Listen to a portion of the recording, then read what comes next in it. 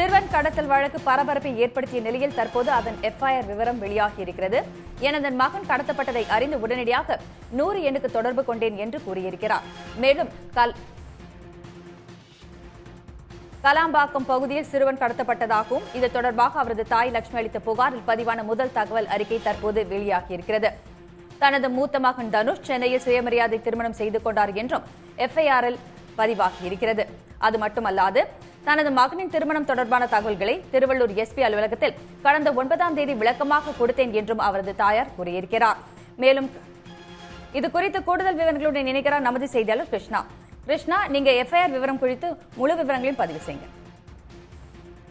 நிச்சயமாக சிறுவன் கடத்தல் விவகாரம் என்பது இன்று முழுவதும் மிகப்பெரிய பரபரப்பாக பேசப்பட்டது. முக்கியமாக புதிய பாரதம் கட்சியின் தலைவர் பூவை ஜெகன்மூர்த்தி முன்ஜாமீன் கேட்டு உயர்நீதிமன்றத்தில் மனு தாக்கல் செய்த போது அந்த விவகாரம் தொடர்பாக நீதிமன்றத்தில் வழக்கு விசாரணை வந்த நேரத்தில் அவரும் அதே நேரத்தில் இதற்கு உடந்தையாக இருந்ததாக குற்றம் சாட்டப்பட்ட ஏடிஜிபி ஜெயராமனும் ஆஜராக வேண்டும் என்று உயர்நீதிமன்ற நீதிபதி உத்தரவு பிறப்பித்திருந்தார்.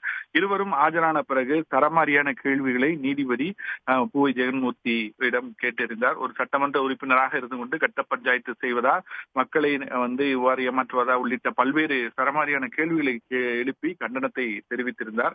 அது மட்டுமல்லாது இதற்கு உடந்தையாக இருந்த ஏடிஜிபி ஜெயராமனை உடனடியாக கைது செய்து நடவடிக்கை மேற்கொள்ள வேண்டும் என்ற உத்தரவையும் பிறப்பித்திருந்தார்.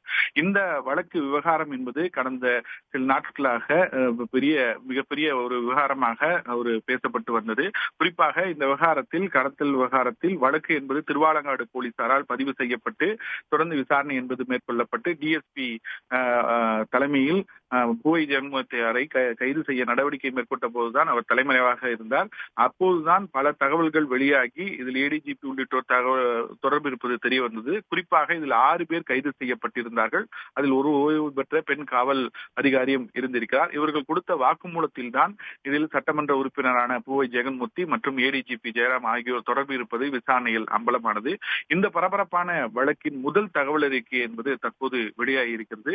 குறிப்பாக இந்த புகார் என்பது அந்த 3 பிரிவுகளின் கீழ் வழக்கு என்பது பதிவு செய்யப்பட்டு முதற்கட்டமாக திருவாலங்காடு போலீசாரால் பதிவு செய்யப்பட்டிருக்கிறது. குறிப்பாக பிஎன்எஸ் எனப்படும் புதிய வகையிலான சட்டத்தின் அடிப்படையில் இந்த வழக்கு என்பது பதிவு செய்யப்பட்டிருக்கிறது. 159 பிரிவு 2, 329 பிரிவு 4, 143 ஆகிய பிரிவுகளின் கீழ் 3 பிரிவுகளின் வழக்கு என்பது பதிவு செய்யப்பட்டிருக்கிறது. தொடர்ந்து இதில் விசாரணையின் போது கிடைக்கும் தகவலின் அடிப்படையில் பிரிவுகளை சேர்க்க வேண்டும் என்று நீதிமன்றம் தரப்பிலிருந்தும் தெரிவிக்கப்பட்டிருக்கிறது. 2 வாகனங்களில் வந்து தனது அதாவது அந்த சிறுவனை கடத்தி சென்ற விவகாரம் தொடர்பாக இந்த புகார் என்பது அதில் கொடுக்கப்பட்டிருக்கிறது. குறிப்பாக லட்சுமி அவரது தாய் கொடுத்த இந்த புகாரின் பேரில் இந்த வழக்கு என்பது பதிவு செய்யப்பட்டு இருப்பதை அதில் குறிப்பிட்டிருக்கிறார்கள். எந்தெந்த வாகனத்தில் வந்து அவர்கள் கடத்தி சென்றார்கள், எந்த நேரத்தில் அவர்கள் புகார் அளித்தார்கள் உள்ளிட்ட தகவல்கள் இந்த முதல் தகவல் அறிக்கையின் மூலம் வெளியாயிருக்கிறது. இது போன்ற தகவல்கள் மூலமாகத்தான் போலீசார் விசாரணை மேற்கொண்ட போதும், குறிப்பாக கால் ரெக்கார்டு எனப்படும் சிடிஆர் உள்ளிட்டவற்றை வைத்து விசாரணை மேற்கொண்ட போதுதான் இதில் சட்டமன்ற உறுப்பினர் பூவை ஜெகன்மூர்த்தி மற்றும் ஏடிஜிபி ஜெயராம் ஆகியோரது தொடர்பும் இதில் கைது செய்யப்பட்ட 5 பேர் தொடர்பும் என்பது கண்டுபிடிக்கப்பட்டது. தொடர்ந்து இந்த விசாரணையில் இன்னும் சில சிக்கல் இருப்பதாகவும் போலீசார் தரப்பில் தெரிவித்திருக்கின்றனர். விவரங்களுக்கு நன்றி கிருஷ்ணா. உடனுக்குடன் செய்திகளை தெரிந்து கொள்ள சன் நியூஸ் பெல் ஐகானை கிளிக் பண்ணுங்க.